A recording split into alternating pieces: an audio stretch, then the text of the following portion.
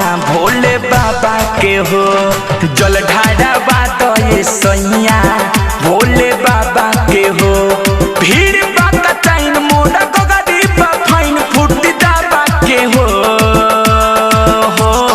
जल ढारा बात ये सैया भोले बाबा के हो।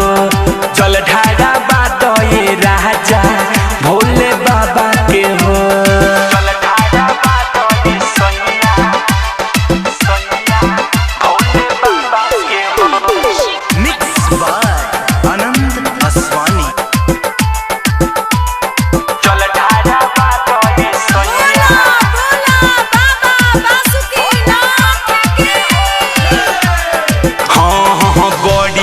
बल से सैया भरले पानी हम जलावा। खाड़ा भइल भइल करे दर्द गोड़ में के छलावा।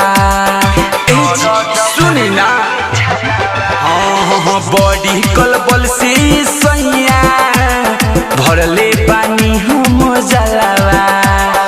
खाड़ा भइल भइल करे दर्द गोड़ में के छलावा।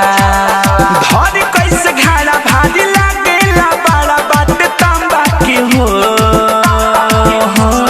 जल ढारा बात ये सैया भोले बाबा के हो। जल ढारा बात ये राजा भोले बाबा के हो।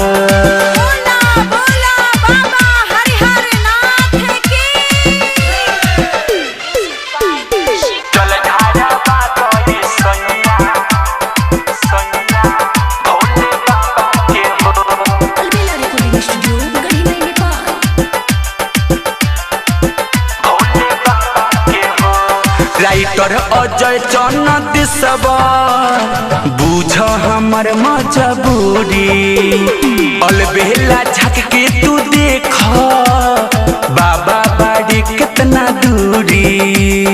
बाबा बाड़ी कितना सुनी ना राइटर अजय चन्नत सब बुझ हमर मजबूरी। अलबेला झक के तू देख बाबा बाड़ी कितना दूरी। लंबा कतार लौंडा लगल लगातार बासतहवा के हो।